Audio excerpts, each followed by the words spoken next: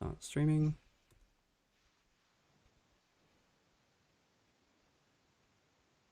Something's happening.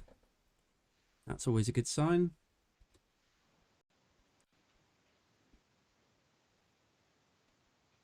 And we are live on YouTube on Friday night. Due to, no doubt, some sort of unfortunate chain of events, you are watching Thompsin and Other Disappointments. And joining me this week for episode 27, can't believe we're on 27 already. My guest is a former Guardian journalist, nay tech editor, who's previously written two celebrated books, 2014's Digital Wars and the follow-up Cyber Wars, Hacks That Shocked the Business World. Tonight, he's joining me to talk about his latest book, Social Warming, which explores the dangerous and polarizing effects of social media. It's an eye-opening and at times terrifying look at the apps that we use every day.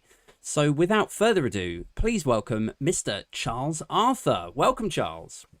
Thanks, Adrian. Good to be here. Nice to have you. Yeah. So I thought you're really the sort of jackpot guest for me, and I'll explain why. So I do I owe you money? So I run this podcast, and the three sort of recurring themes that we always come back to are tech, politics, and dystopia. And invariably that means that, you know, one week I'll have Super Tansky on and we'll be talking about Brexit and pulling the Tories apart. Then the next week I'll be talking to some guy who runs a YouTube channel and we'll be talking about the algorithm and very tech sort of centered stuff. Mm-hmm. With you, then we get to talk about tech, politics, and dystopia all in one. We're ticking every box here. Yeah, I'm bringing the dystopia. Absolutely. Good. Yeah, that's what we like. A few doom lols along the way if we can. So I'll start from I was going to say from the beginning, but let's start from where you were tech editor at The Guardian. You were there for a few years, right? I was there from near the end of 2005 through to October of 2014. Right. So just short of 10 years. Before that, I've been the science and technology editor at Times at The Independent. And I was there from 95 until end of 2003. In between, I had a year freelancing. So sort of done my time in the mines, I guess. Right. Okay. And then, so what was it that then made you think, do you know what, I'm gonna get out, I'm just gonna write some books? And was it always a sort of natural progression for you to move into this sort of dystopian tech, like this is how fucked up everything actually is kind of genre? I didn't look for the dystopian tech. The dystopian tech found me. Right. But I mean, I wrote Digital Wars when I was actually still at The Guardian. Right. A publishing company got in touch with me and said, "We're sure that there's something interesting you could write about these companies. We think they're really interesting." And at first I blew them off and said, "I mean, is there really a book in Microsoft, Apple, and Google?" And then I thought about it a bit more, and actually it just seemed like a really interesting thing. And that turned, and the theme that emerged from Digital Wars, was that these three companies were going to be gatekeepers for everything that we did, really. Yeah. And that's very much been borne out. Google and Apple, by virtue of having won the smartphone wars and completely crushed Microsoft in the process, are the gatekeepers for what you see on your phone now. If they were to decide to ban Facebook or ban Twitter or whatever from having an app, as we've seen, there's been an example where they banned social networks. Gab, no, it wasn't Gab, it was one of the other ones. But if they ban you, then you effectively vanish. Right. But the reason why I got out, well, I mean, it had been a pretty intense few years from about 2010 onwards. It was basically just me running the whole technology section. Right. And I felt quite burnt out after that. I was writing a lot. It's quite a high pressured job in that respect. And I could go freelance. And so I did go freelance. I mean, I still, for a couple of years, I continued having a contract with The Guardian to write stuff for them. But since then, I've just been freelance and writing. So Cyber Wars, which was the next book, which was, I think, 2018, if I'm remembering right. The date, it all flows into each other. Yeah. Anything pre-pandemic now is just, I don't know, before pandemic. Yeah. But that again was a sort of idea from the same publishing company, actually, who said, we're sure there's something interesting to write about hacking. Do you want to do that? And I came up with the formula, just doing a different sort of topic of hacking for each thing. One of the ones in there was ransomware, which turns out to be quite a big thing. Who knew? talking to the people who originally came up with the idea of, if you're going to do ransomware, how would you do it really well? Right. And for them, they said, cryptocurrency is the big thing that really needs to come through. Social warming, though, all my own idea, which came about because I did a lecture in Cambridge. I did some work at Cambridge University. They had a group there called Technology and Democracy, which is looking at the effects of technology on democracy. I did a lecture there which was talking about, does technology affect politics or is it vice versa? And I was interested by the Trump election in 2016, which was decided by tiny numbers of votes, like 10,000 votes in Wisconsin, and sort of 48,000 votes perhaps out of millions in Michigan, and a similar sort of number in Pennsylvania. Those three states swung the whole election. That's what got Trump elected. Sure. And that's sort of like when something is just warms up just enough to start boiling. And that got me thinking of, comparison, because Facebook ads have been very important in that election. Got me thinking about, well, this is similar to, global warming that we see, where you have a very slow, very gradual thing, which is hardly perceptible, and yet it has big effects, which we're starting to see, at the moment with, heat waves in the Pacific Northwest, freezing temperatures in South America, and pretty rubbish summer over here. It's all those sorts of things. It's all interconnected. And so, if you, you sort of loosely, broadly defined social warming there for us. But if you were to provide a sort of, a two-sentence academic definition of social warming for the viewers and listeners, how would you define it? So I would say it's the effect when significant parts of the population are connected all the time to social media, and where the social media is amplifying content for the purposes of keeping people engaged, which has particular effects because of the way that we're wired. Outrage tends to spread faster than nice messages. Fake news, untruths tend to spread more easily than the truth, because you can make anything up to be untrue that will grab someone's attention, and it can be outrage often. Whereas things that are true, which are nuanced, which are it's a bit more complicated than you think at first, those tend to spread less well. So you get a sort of effect where everyone is a little more outraged than they were before, and a bit more shocked to hear about this thing. And there are academic studies that back this up, that show that the internet is much better at transmitting this sort of stuff than real life is. And it's that effect where you feel that anyone at any moment might be disagreeing with you. And of course, you remember the things where they disagree with you far more than you do the ones where they say, yeah, sure, yeah, that's right. And it's having this effect all the time, everywhere, with people using these things and not really being aware of the effects that it's having on them. But it is a ratchet effect where it's always increasing, always people having more phones, having more effects on their daily lives. Do you think it's a sort of a blend of ancient kind of tribal mechanisms in the brain, where we are designed to avoid conflict, or fascinated by conflict, but at the same time we're also designed to solve problems? So where we see something that appears to be incredibly wrong and outrageous, then we get, the knee-jerk biological mechanism kind of kicks in to make us outraged. Is it? Well, tribalism is actually a survival function, because when humans were, when they went through bottlenecks in terms of the numbers of humans who survived, when you go through the Ice Age, then tribalism is actually really important. You need to all be pulling together, and the people who are not doing their bit, the people who are doing things that are inimical to the survival of the tribe, need to be chucked out.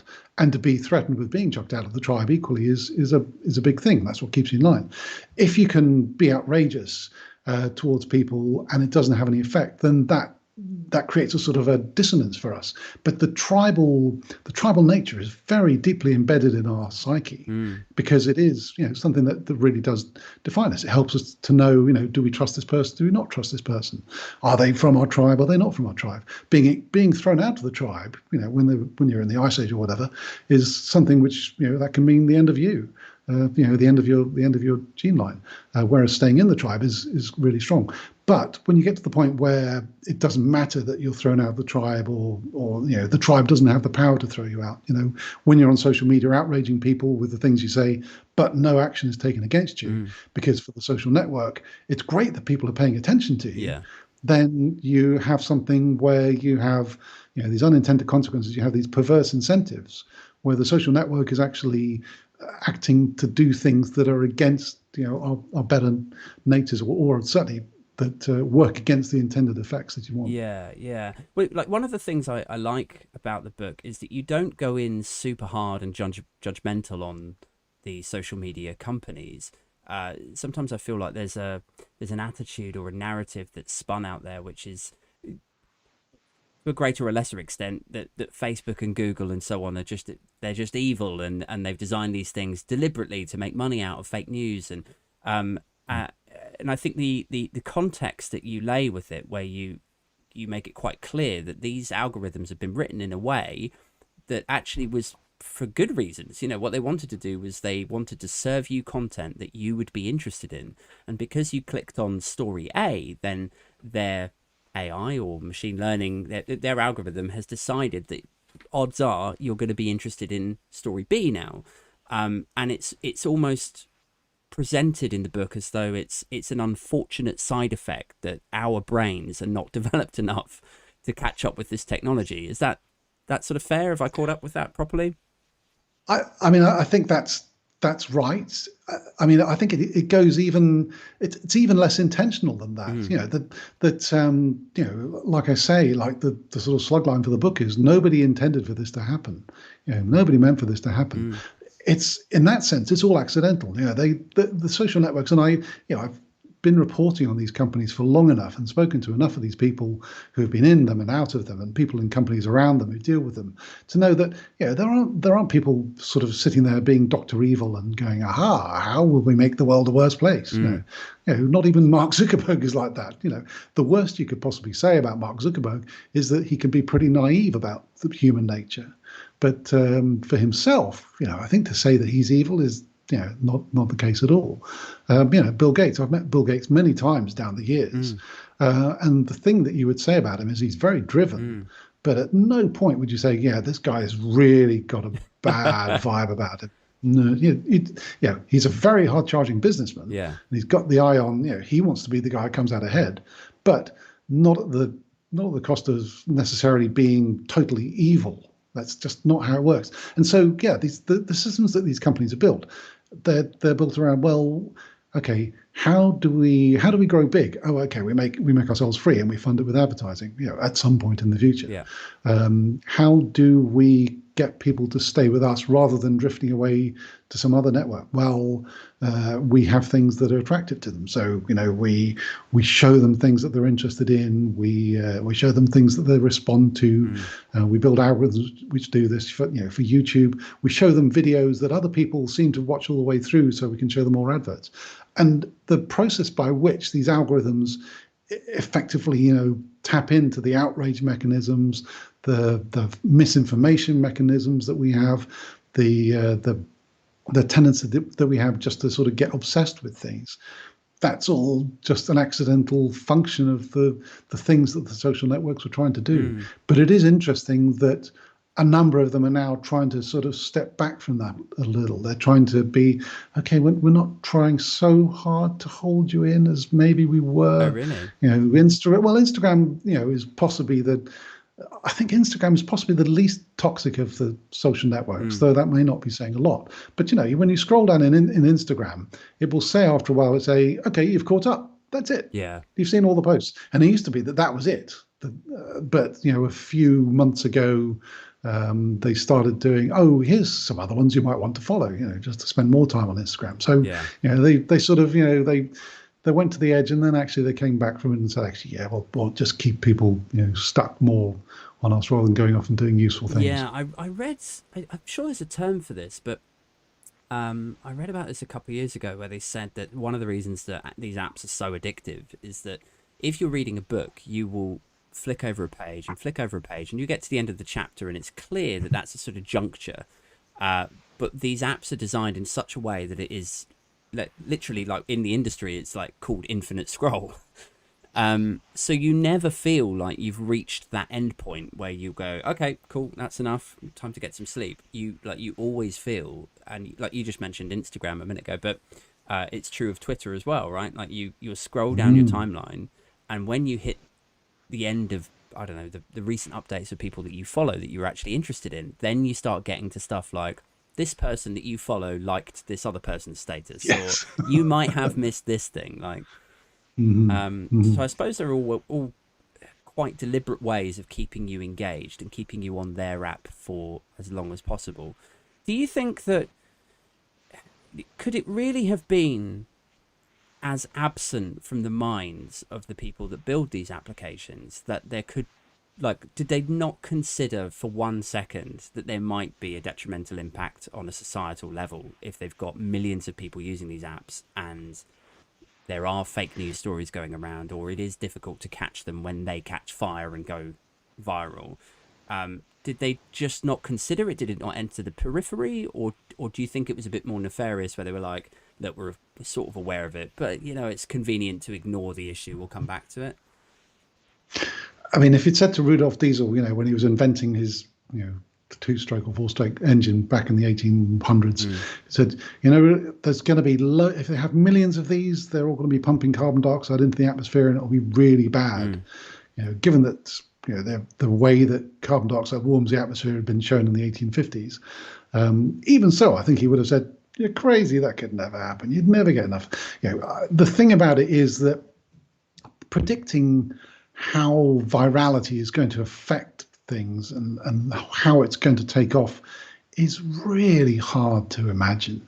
I mean, for Twitter, when the plane crashed into the Hudson and a guy tweeted a photograph of it, and that went around the world really fast, even though Twitter at that time, this is 2000 and I want to say 2006, but it was too new then. Must have been 2008, I think.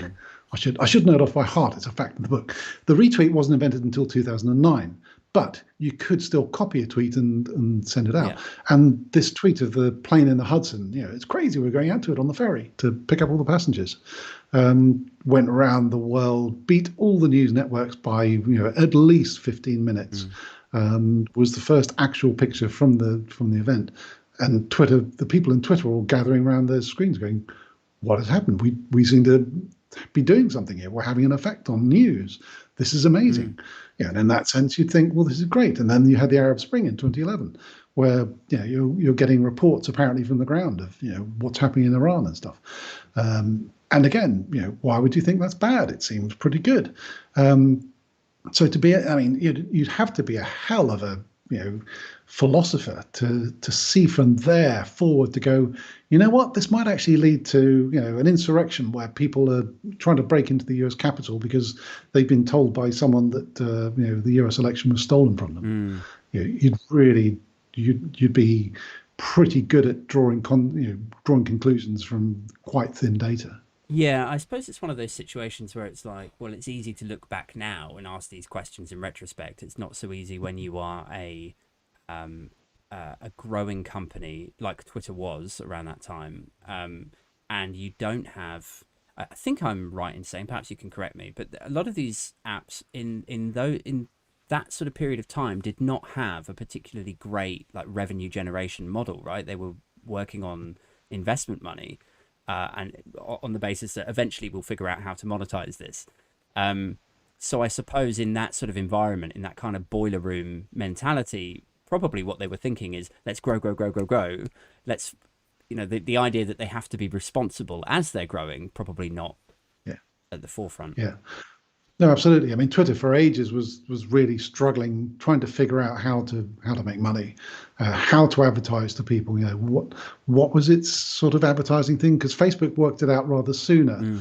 That what you could do was to sort of, well, don't forget, Facebook tried for a while, sort of things of, we'll be open for all developers and they'll write games on us and that'll be the great thing. And they said, no, actually, no, we'll just show people adverts, adverts tailored around their interests, and that'll be the thing. Yeah, Twitter for ages was really struggling with its advertising model. But I mean, just on that point that you raised about the, did people not think about the effects of things? I mean, when the retweet was invented, it seemed like, well, everyone's trying to do retweets. Before there was the retweet in 2009, people would sort of do it manually. So the Twitter engineers said, "Oh yeah, okay, we should build this in," which actually wasn't very popular. People disliked it. People disliked the fact that you didn't have to do the work to do a retweet, which I know sounds really weird now. Yeah. But actually, people did enjoy going through the manual task of saying, okay, this is worth retweeting, and so I'm going to take the time of doing it, rather than just sort of press a button. And for the quote tweet, the people who worked on that came to realize afterwards that it's a terrible thing. The quote tweet is used to dunk on people all the time, and it's an absolutely terrible form of discourse. And I've sort of lost count of the number of times where I've seen sort of people with equally big Twitter followings, might be big, might be tiny, where they're trying to have a debate by quote tweeting each other, and you're sort of going down this sort of Russian dolls set of things where they're quote tweeting each other, and you're eventually getting back to the thing. You think, why not just have a discussion? Because you want to quote tweet, and because you want to show off to your followers, and not just sort of have the conversation between the two of you. Yeah. I mean, so it can be just so hard to see how these things are going to work. There is a sort of a satisfying comedic element to it, though. Like and I suppose this is kind of what you're talking about, is like, it's, if someone says something stupid or misinformed or just a bit clumsy, it is an infinitely more satisfying format of like tweeting, to quote tweet it and then put your sort of witty or cutting remark like just above it. Like, it works quite well. I think if you do like the sort of manual writing out of like RT and then the rest of it, like, you lose something there. It's not quite as slick. So this expression on my face is me going, that is you doing social warming. Really? The thing where you're quote tweeting someone to say, for the cutting thing is absolutely what is social warming, because they see it. They see you being cutting and sort of going, this person really knows nothing at all about the subject. And it's pretty much a given that people don't know about the subject. And the reality is that 20 years ago, before social networks, you might have seen something in the paper and gone, what a dork. But dork person would have been no wiser and could have gone about their day quite happy. But now they've been quote tweeted and dunked on, and so they're a bit less happy. And there's a bit more sort of social friction caused by it. And one of the things that I really got to thinking about while I was writing the book was about how I use social media. And I got to, I'm not the most on Twitter. I try my very, very, very best not to swear. And I think I just about manage it pretty much all the time. But I do resist as far as I can the enormous temptation, because I know how strong it is to dunk tweet on people. But I just see it all the time, and I see outrage tweets, and I see stuff where people are just sort of piling into someone for the fun of it. And I think that is social warming. This is all making people just that bit more agitated, a bit more annoyed, and they're like, well, I'm going to get my own back on you in some way. I don't know how, or perhaps I'll just sort of take it out on the next person I'll deal with on Facebook or something. And that for me is social warming. That is the absolute classic pattern.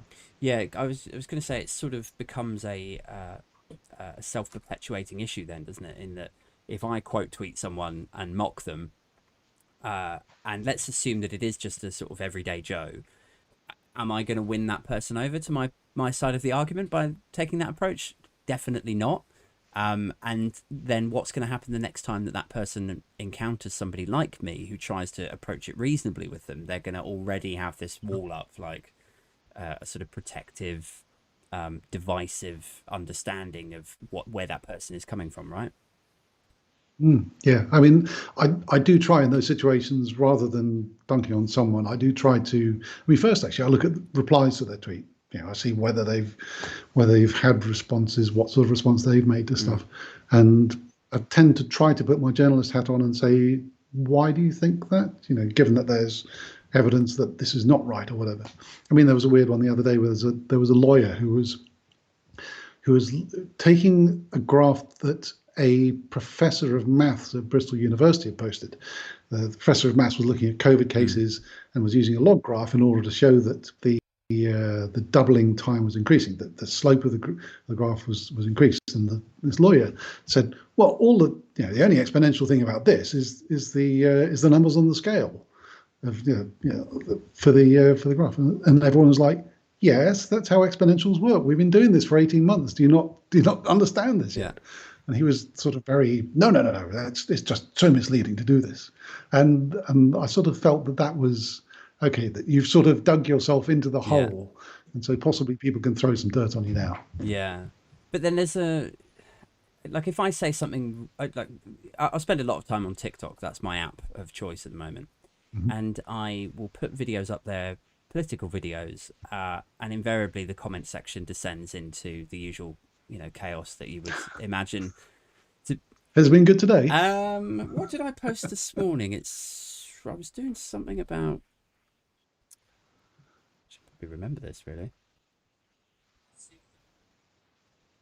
Oh yeah, that's right. So I was talking about how we live in the actually, well, sort of, yeah. How we're living in an era of a sort of political savior kind of figure, and this is something I sort of took from an Ian Dunt tweet the other day and expanded on it, where he was saying how figures like George Galloway, Lawrence Fox, Alex Salmond, Nigel Farage, Donald Trump, like all of these people are different, and in many ways their sensibilities politically are actually quite different, but they as individuals are actually all basically the same person.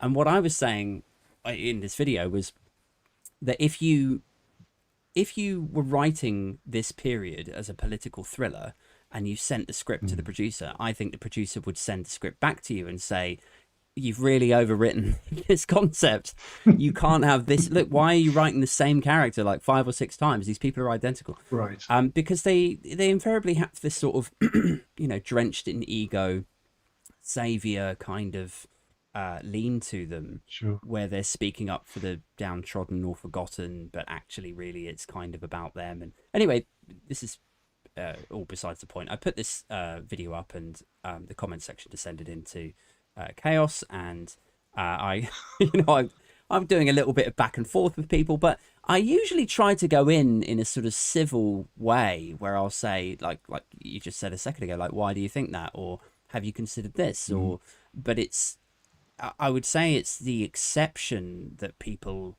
meet that consideration with more consideration. I'd say more often than not, people are actually incredibly aggressive. And I wonder if, like, because they can be. This is the thing, and it's a key point. Again, I mean, comment sections are a sort of they're a place for social warming, and it's always interesting to the extent to which newspapers have turned off their comments. Right. When I was at the Guardian, we used to have them on all the time because it's like, hey, reader engagement, and then they realised that actually it's only a tiny number of readers. It's like 1%, and usually the same group, and they're usually just there to argue. It's a classic thing where people are not really there to hear other views. No. They're there to hear their vieys, and they're aggressive because they can be, because there's no comeback. Unless you sling them out and ban them from it. But in that case, they'll just go and find somewhere else. This is sort of tragedy of the commons. Yeah, the example in your book was an interesting one. Was it the message board, like quite a few years ago? Where that one of the very, very first ones, and back in the 1980s. Could you talk a little bit about that? About that one user that was. Sure. So the Well was, or still is actually, a Californian message board, which was really a precursor, a very early use of the sort of message boards, and people there. This is sort of back before PCs were that common, so you had a very small, self-selecting group of people using it, and people discovered that they liked getting attention for things they wrote, and they would sort of spend too much time on it. This is back in the days of dial-up, when you're actually paying by the minute to use it, and you're also being charged by the message board to be on it. So they had a sort of double. It's a double cost to you as a user, but the message board has an incentive for people to be on it again. It's always this incentive. And there was a user who came on there and was quite aggressive towards the other users. It was actually a woman, but used a man's name. And when male users of the message board would call her a she, then she would retaliate by calling them she, which would annoy them. And she'd say, "Well, that's because you annoyed me." And she would wind people up, but equally it wound them up in a way that the message board owners said, "This is quite good because it's keeping people on. Yeah, look at how long these threads are that she's," and they sort of said, she's just testing the limits of it. And this went on for quite a while until eventually they said, "Oh, okay, this is a bit too much." And so they did eventually ban her from the board, which she fumed about and wrote a blog post about, which is still up there on the web. You can still find it. But she's possibly the first person to get banned from a social site for being too antagonistic. But equally, the pattern where she was just antagonistic enough to keep people dialing in and joining in the threads and discussing stuff with her, which is all to the benefit of the message board because it was losing money. That's an example that you see again and again down the years. Yeah, I suppose it's a sort of prototype of the archetypal troll. It's an archetype. Yeah. And or like the original tweet spat, like the grandfather of the tweet spat. Totally. I mean, it's the real sort of archetypal person who wants an argument. Yeah. That's really what she was in that sense. She would sort of say things, some of which were wrong, though you didn't really have Google, you didn't really have search engines. You'd have to sort of use Gopher and old technologies like that to prove her wrong about some of the points she made. But of course, if you want an argument, it's like the Monty Python sketch. They'll just keep on going. Yeah. There's a sort of a narrative that gets spun in the UK, and I suppose I've never heard anyone say this in the US, but I imagine that people just say it also of Trump. But there's this feeling that sometimes gets expressed where everything was normal until Brexit happened. Like we were just sort of, pottering along. The Olympics was great. We weren't particularly divided. And then the referendum came along and divided everyone. It was a gross campaign, lots of lies, and loads of people on the Remain side, where I would sort of count myself, looked at the vote leave side and thought, this is a load of rubbish. Like they can't back any of this stuff up. There's obvious lies involved. Like let's not do that. But a lot of people felt differently and voted for leaving the European Union. And we've never really sort of healed that since. And I think there's this feeling that had Brexit never happened, or had that referendum not swung the way that it had, that we wouldn't be so divided. But the concept behind your book sort of suggests that with these apps, with their algorithms, and with our psychology, that we would actually have ended up being this divided anyway. It was just, if it wasn't Brexit, it would have been something else. Is that fair? Like, do you think? Would you agree with that? Yeah, I think that's true. I mean, if you want to find the things that were split over, then you could look at pandemics and masks and vaccinations and things, where the divisions are all sort of slightly different. But yeah, the Brexit vote was interesting, particularly because Facebook advertising played a big part in fueling people's feelings about it.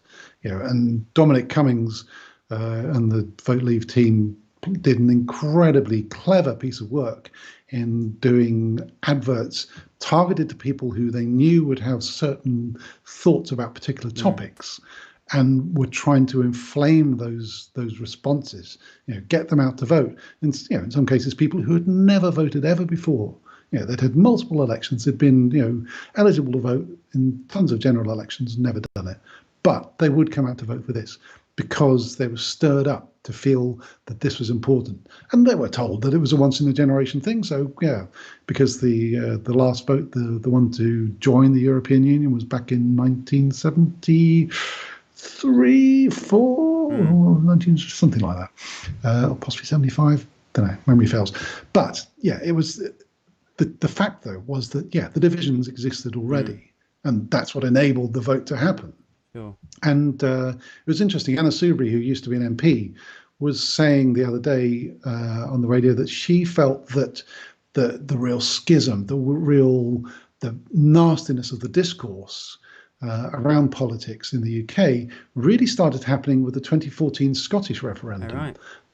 That one was actually the point at which she noticed a shift in the way that people would respond to MPs, would respond to the media, would respond to media coverage. So, you can trace back, for example, Laura Kuenssberg, who's the BBC's political editor, got an absolute, ton of abuse over her coverage of the Scottish referendum because if you want, the pro-leave, the Scottish nationalist side felt that she was being too favourable to the UK government, which wanted the union to remain. And that dates back to that. All the bad will towards her. I mean, I think she's an incredible journalist, though she's done some unwise things on Twitter, and we can talk about whether Twitter is good for journalism or not. But and the divisions, the divisions have always been there. I mean, you go back to the 2010 election when Gordon Brown had his encounter with Gillian Duffy, Right. who was a Labour supporter, but she was complaining about all these people from all these other countries, and he effectively brushed her off. But it's clear that the schism there, the thing that would become a big sort of tectonic plate, a big sort of rubbing point, a point of real friction that folk leave would use, that was there already. And you go back to 2003, the Iraq War. There was a big demonstration against that. A million people marched against that. So these schisms do exist. But the thing with social media is that it puts it in your face all the time. Whenever you open the phone and go on a social app or whatever, then you'll see someone complaining about this or complaining about complaining about the immigrants, or why is Priti Patel so horrible, or all these ways in which we can express these divisions between ourselves. They're so much easier to express now, so you hear it a lot more. Possibly if they'd been around in 2003, we would have been hearing it over the Iraq War. And it's not as if we don't still, but it just gives people far more avenues in which to do it. Yeah, yeah. I thought it was quite interesting, sort of at the beginning of the pandemic, how I remember, maybe my memory's wrong, but I don't know. My recollection is that the news coverage, um, when the story was first breaking, was that it was quite neutral. There wasn't any sort of right or left lean to it. It was very much a sort of this is what's happening in the UK, and this is the next briefing that's going to happen, and there wasn't a sort of culture war element to it. That's only developed over time, and I suppose that's a sort of testament to social warming as a concept, isn't it? In that it started out a fairly neutral thing, but then I don't know, maybe perhaps through algorithms, people have been fed different lines, different narratives, different hot takes on things, and then they've fallen into those kind of very Brexity like caricatures still. Do you think? It's quite. I mean, there are lots of sort of lines of division. I mean, the very first sort of form that the weirdness took was people saying, "Oh yeah, it's 5G. It's Right. 5G is giving coronavirus to everyone in Yeah. Wuhan." Or there was a Dutch doctor who said, "Oh yeah, it's definitely the cause. I don't know how, but I'm sure Yeah. it is." And then it sort of spread over here, and there were people actually setting light to telephone masts which were doing 5G, or not doing 5G in some Right. cases. They didn't care. It's just a telephone mast. And then it sort of went underground a bit. You have people like David Icke, who's a wild conspiracy theorist, suggesting that it was all, oh God, I don't know. Where the ideas come from, I've no idea. But he was early on to the idea that this was not so bad. I mean, if it had been killing people at the rate that SARS, the 2003 version of this disease, the first one, that has a 10% mortality rate. That is serious. You get that, get it bad enough, you're in big trouble. Whereas this one has sort of, had 1% mortality at the outset. So you could sort of feel, well, it's not that okay. So it's 10 times worse than flu, but it's not like 10%. Yeah. And I think that sort of gave people room to be complacent, especially because it was killing people who were older. Again, if it had been like the 1918 flu, which was killing people who are sort of in working age, then possibly the response would have been different again. But the fact that it was killing 1%, particularly, concentrated up towards the older ages, meant that you had a lot of space for conspiracy theories to develop that actually wasn't happening. I think that was quite a strong conspiracy thread, which was able to be amplified, and people said, no, well, look at these cases. There aren't these cases. There aren't these deaths in hospitals. The hospitals aren't full, and they became reinforced. And this is the classic thing that social networks will also do, is to help people who have wacky ideas to find each other. Flat earthers, never went to the mooners. And all the the conspiracy theories around COVID are just so many, so multiplicative that it's just hard to keep hold of them. And trying to sort of keep your hands on which one is the one at the moment is incredibly tricky. You have people who misread graphs, whether intentionally or not. People who don't understand the difference between PCR testing and what is DNA and what is RNA, and the number of people I've seen who've stated things very confidently about PCR have no idea what polymerase chain reaction actually is, and why it works and how it works is sort of astonishing. I mean, I say this because I was a science journalist for 20 odd years. I was talking to scientists all the time. I know how scientists tend to be. And I didn't really come across any, wacky nut job scientists. They were always sort of people who were very cautious about what they said. The Chris Whitties rather than the David Icks, I guess. But somehow with the pandemic, they all found each other and they formed a big party. Yeah. And you've sort of touched on something there that we've touched on in a couple of other episodes here, which is the sort of side effect that sites like Twitter or Facebook have had, where 20 or 30 years ago you would have somebody in a pub who would express a wacky idea, and then all of his mates would shut him down or call him a dick, and he'd go home and he'd feel ashamed that he had expressed such a silly idea, and then that would be the end of it. It'd be wrapped up, or he would be confined to his mum's basement, and maybe he would join some sort of mailing list. But what happens now is this person goes on Twitter, says that the earth is flat, and then 200 people retweet him, and then he thinks he has a point. And then more broadly speaking, that although that's a sort of extreme example with conspiracy theorists, it's also true of people who are just sort of politically aware, if you like, or politically unaware, as the case may be, where they will feel so emboldened by the 20 or 50 or 100 retweets and various weird and wonderful bot accounts that are telling them you keep going, that they feel like what they're saying matters more than anything, more than a scientist, more than an engineer or whatever. Like, as long as other people are telling them, or other accounts are telling them that they have a point, then there's I don't know, like a serotonin release or something that happened. Like there's an uptick in the brain. Very much. Yeah.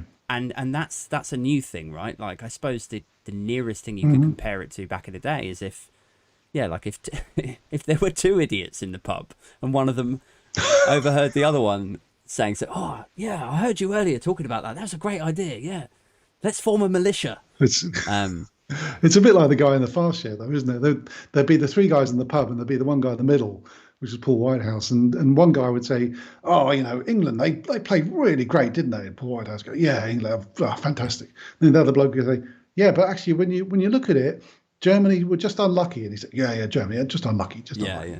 And in that sense, Twitter is sort of like that. It can sort of be that, whatever you want to think, we agree with that sort of stuff. I mean, you're right that people can feel that they're validated. That you'll always find someone who'll validate those views. And if everyone tells you you're an idiot, that's fine, because they're just people on Twitter.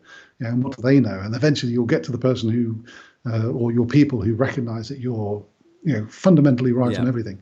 But I mean, what some people have suggested, a really interesting idea I got from one of the people I spoke to, was that Twitter and Facebook should actually have a sort of not interested emoji, and also a no, actually, whatever the opposite of heart is, a sort of a down thumb, and that you get an idea. If you had a sort of, this many people saw this tweet and had absolutely no view on it. It just went straight past it. And if you had a thing where people could say, nope, Just that rather than having to reply, if you could, rather as at the moment you can heart a thing, Yeah. to sort of like it or bookmark it or whatever the hell they want to call it. If you had a thing that said nope, just a little emoji like Yeah. that, that could be quite interesting as a way of sort of pointing out to people that no, it's not really that simple, or Yeah, that's just sort of more of a Reddit-y thing, isn't it? It's like you can mark down things, and in yeah, theory, Reddit yes, is more meritocratic. Um, Although yes. whenever I go on merit, whenever I go on Reddit, um, and I post something, I find that the rules to post are incredibly restrictive. So here is this amazing meritocratic, democratic website that you can, things are judged purely on how funny or interesting they are, but it is still like it's quite hard to use. It's quite hard to succeed with that. But that's interesting, isn't it? And I didn't include Reddit in the book because I sort of looked at all the events that I was sort of thinking about and all the processes, and Reddit just doesn't figure. Mm, Reddit is really, apart from some weird occasions when they tried to find the Boston Marathon right. bomber and really screwed it up, and the weird behaviour around the 2016 election when they were just all going completely nuts, and you had a sort of an echo chamber effect, which is another sort of social warming Mm, thing. I mean, apart from those, generally Reddit actually doesn't have that malign an influence. It's just sort of a bunch of people all sort of noodling along, getting on, being very, niche, and the meritocratic nature of it, rather than viral mm, amplification. It's not an indifferent algorithm saying, "Oh, look, lots of people have looked at it." It's actual people making choices, and that makes a huge difference. It's not a social warming function. It's much more a, as you say, meritocratic. mm, It's an entirely human sort of way of interacting. And I've always thought that Slashdot is rather good like that as well. Slashdot going back, mm. decades, where you have voting up, voting down. You don't have to see comments if they don't get more than a certain number of votes. And I think that's a really good system because it stops this sort of thing of, oh well, Mm. this is going to capture your attention, just you Well, wait. It doesn't do I that at think all. it's there's probably an element of that you have like Redditors on Reddit as well. So there is some quality control to what, like, you can't just go on there and Yes. shitpost and drop a few Mhm. four-letter words, because you'll just get banned, and that's no fun if you're a troll. If Yeah. you are the type of individual that you brought up in your book from the well, was it called? And you're just you're going on to Well, start some shit. It's probably easier to do that on a site like Twitter where you don't get voted down or you don't get banned yeah, from the forum. totally. Yeah. I mean, if Twitter was to introduce sort of voting up and down for users, well, rather than just followers, which is a different Mm. thing, then yeah, things would be very different. Um, Another thing I wanted to touch on is the difference in attitudes in terms of how we should handle social media use. So we all agree that there are problems with these apps. We all agree that they influence people in ways that we definitely did not expect pre 2016. Say, um, there's I suppose there's two trains of thought with it. The first one is that people are uh, uh, their own selves, and that it's up to them to be responsible with the products that they use. And therefore, if you have an issue with Facebook, then the free market should, you should all in swathes decide to leave Facebook and then choose a different social media app, um, and that would solve the problem. The opposite to that argument, if you like, or the counter argument, is that there should be some sort of top down regulation, that we agree that there is an issue, that people are not going to delete these apps. Because I think the example you brought up in your book was that one person wanted to delete the app, but their partner's uh, soccer team and like everything was being Yes, coordinated on Facebook. So it really is like yes, ostracizing yourself from your yes. group, right? So we accept that this is unrealistic, that most people will leave WhatsApp, Facebook, and Instagram. These apps are dominant. There's Mm. not an awful lot of competition for them. So in that, Yeah. if we if we say, okay, look, top down regulation, make them behave themselves, or people have to be responsible and then decide what they want to use themselves, which route do you think we're going to end up going with this? Well, I mean, it's rather like global warming, isn't it? It's, can't it be both? So, in terms of what are you going to do about fixing climate change? Well, I can't stop China, burning coal, but you can buy an electric vehicle, you can move to electric rather than Mm. gas, you can insulate your house, all these sort of things. You can do personal things, but governments have to do the bigger regulation of how you're going to move to carbon zero, when you're going to move to carbon zero, those sorts of things.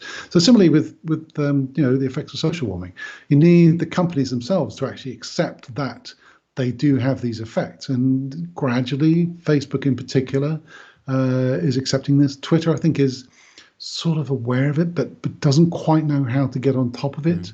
Mm. With TikTok, it's a bit hard to say what TikTok's effects are. I mean, it's notable that they do use censorship, but it's around things that the Chinese government finds uncomfortable. So Right. there's been censorship around Hong Kong and stuff.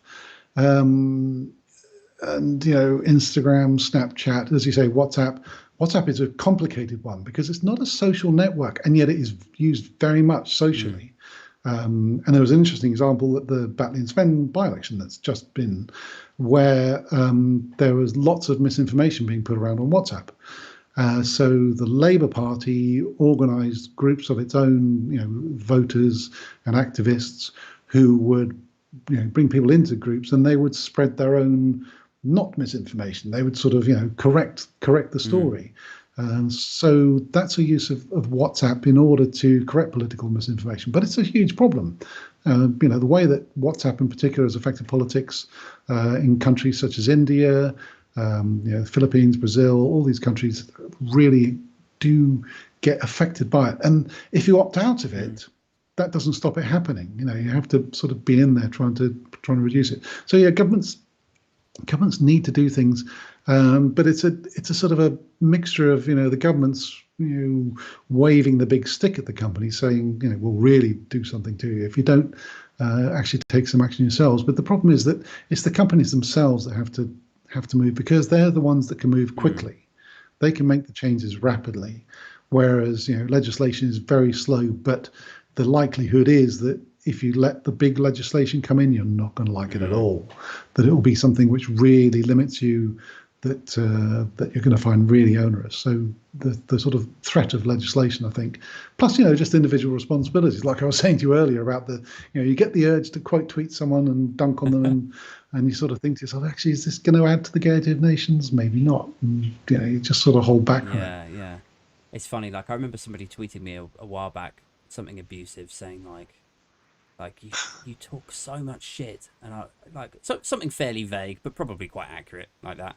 And and I just replied back like, I mean, you should see all of the tweets that I don't that I actually abandoned. Yes. Like what you're seeing is the stuff that made the grade. Like, This is the good stuff. yeah. Um, yeah, I don't know. I suppose one of the big incentives for these companies to rein themselves in would be that all of us can escape having to sit through the was it a congressional hearing or something where they got Zuckerberg in, Mhm. and some of these Mhm. senators or congressmen or congress ladies, the questions that they were coming out with were like, I mean, it was obvious that these individuals were not well versed in tech, and they Mhm. hadn't been briefed in a Yes. way that was going to make this like, how valuable is that session to have the CEO of Facebook sat there and you can fire these questions at him and actually, in theory, get answers. And the questions that are actually coming across are things that are kind of irrelevant and unuseful. Yeah. Though again, it's easy to think, oh, these people are stupid, but actually, they're not. That's not quite how it works. What they're doing is performative. Right, Yeah, to some extent, they're sort of thinking of the social media thing, or they're thinking about their advertising, how they're going to advertise for their next election. right. They're getting together clips of them banging on Facebook, banging on Twitter for censoring people because it fits into the narrative they want to send. It doesn't matter if Zuckerberg, if they say, why is it that you're censoring, conservative voices, and Zuckerberg looks at them and goes, why not? Yeah. They're not going to include that answer.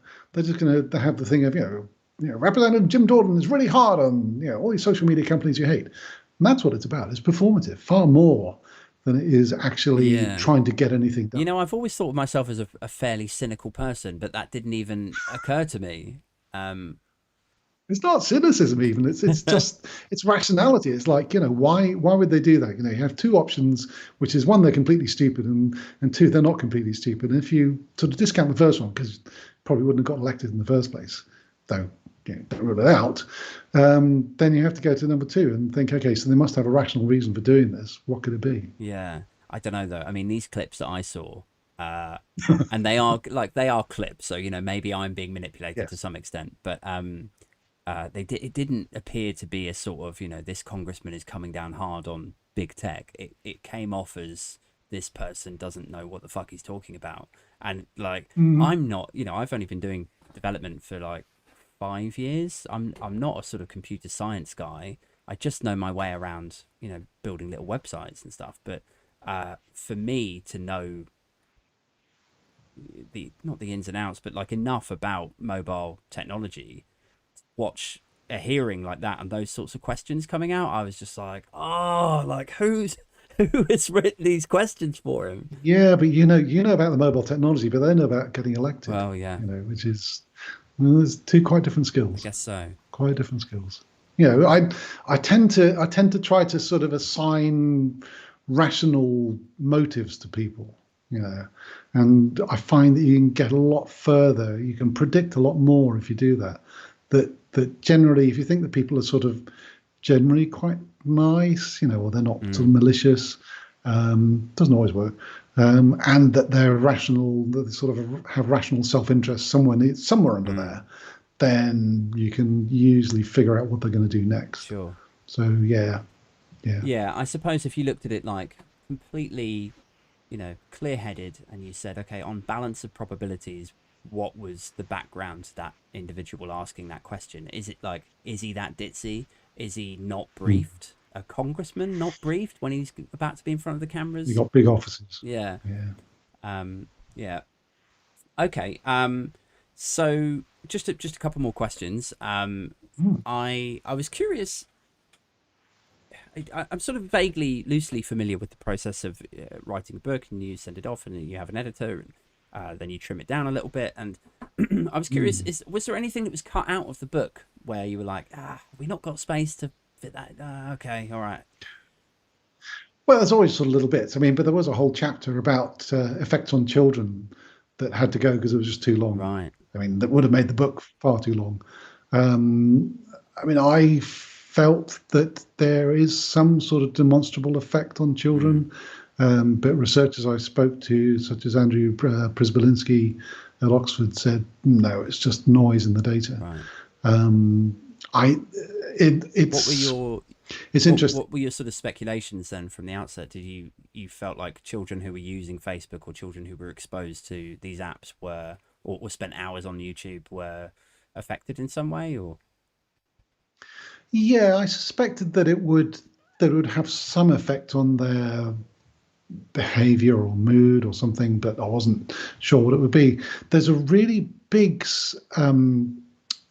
sort of testing regime that the OECD carries out every few years called PISA.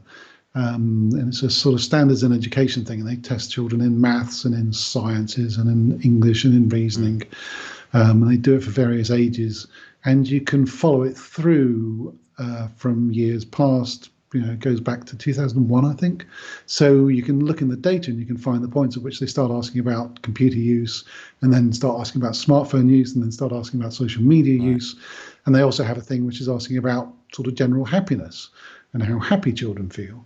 And it seemed to me that the data says that the increase in social media use is matched with a decrease in overall happiness. And you see it in every country, and you see a pattern where greater smartphone use is correlated with lower happiness. mm, And to the extent that it's a pretty strong correlation, I thought. There's an American writer who is very insistent that this is the case. She says smartphones are basically the devil. She's a scientist. It's not like she's some sort of wingnut or yeah, anything. And she's done various studies which she says are demonstrative about it. Um, the thing is, is the point that we're using, do people use smartphones which then make them unhappy, or are they unhappy and then they use the smartphones? Sure. You see it in girls that they tend to use social media, they use smartphones more than boys do. And the girls tend to be a bit unhappier. And it's like, is this, which direction is the causation running, if there's a causation? Or is it just one of these things where they're both happening at the same time? That there's not a link at all. That it's rather like when ice cream sales go up in New York, murders do too. And it's not because ice creams make people murderous; it's because it's hot, right, and people just get very pissed off with each other.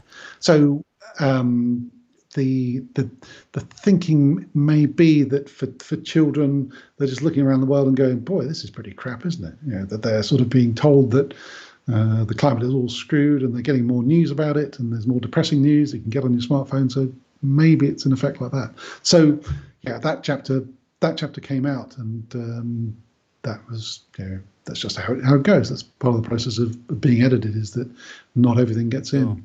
But other things that I wasn't able to do. I mean, you always sort of look back and go, oh, wait a minute, I should have done about this, and I should have done about, but no, there's nothing where I go, oh God, this is a complete, how could I completely miss that? Yeah. Because the process of writing was about 18 months or so. Okay. And finally, this is a sort of question that I always try to close out with. Whatever we're talking about, whether it's like health technology or social media or finance and crypto, where we're at the moment is a situation where I think we're all on a good day just concerned about social media's impact on society, and on a bad day really fucking terrified about where it's going to head, how our children might be affected. Where do you think, what's your head telling you in terms of if the events of today carry through to tomorrow and 5 years, 10 years down the line, how bad do you think this could get?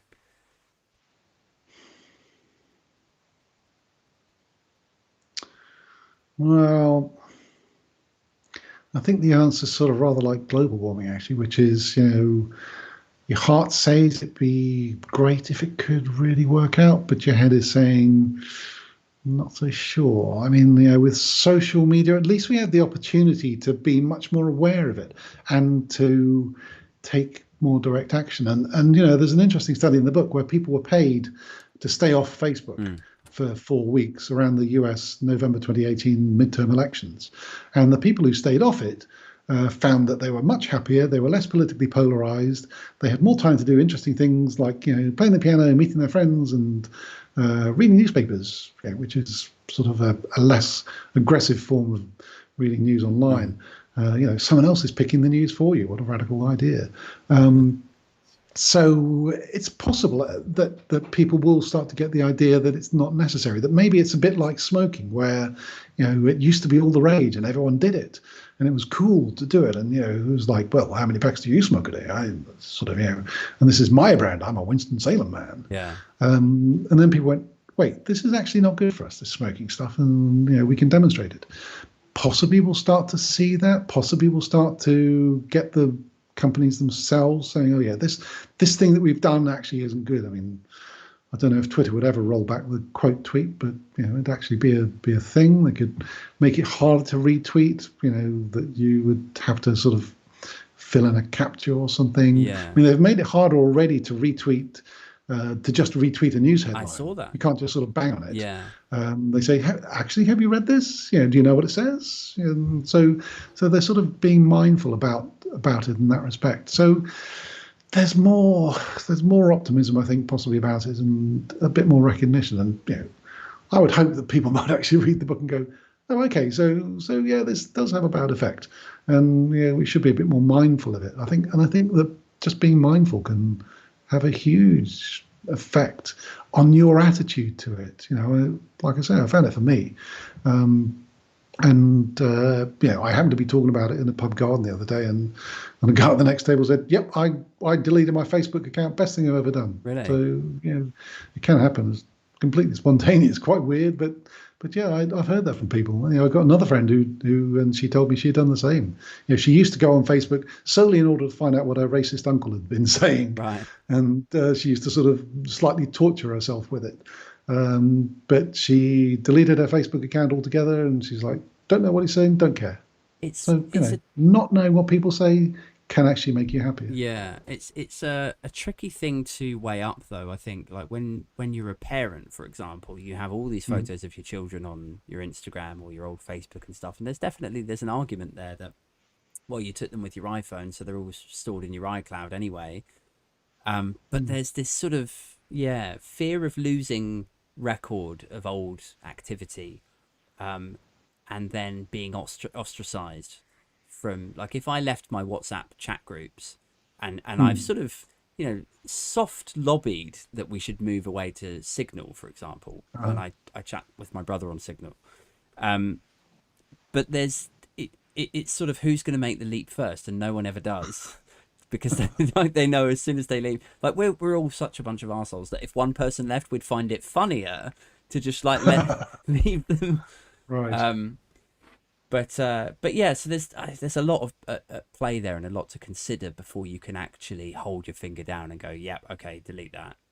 But I suppose Mm. there's a safety in it in the sense that you can always download it again if you did need that But stuff. also, if you think about it, just sort of step back from it for a moment.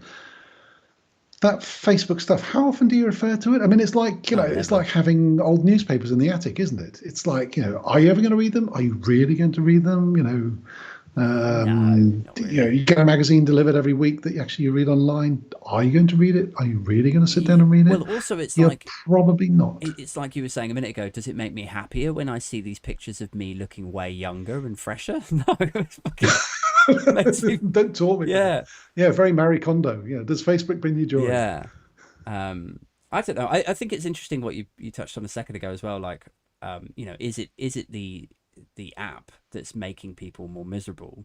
And so if I put myself in the mind of a 13-year-old girl, if her Instagram feed is flooded with images of women that look in a certain way, and she's comparing herself to these women, there's going to be some element of misery that's going to come from that.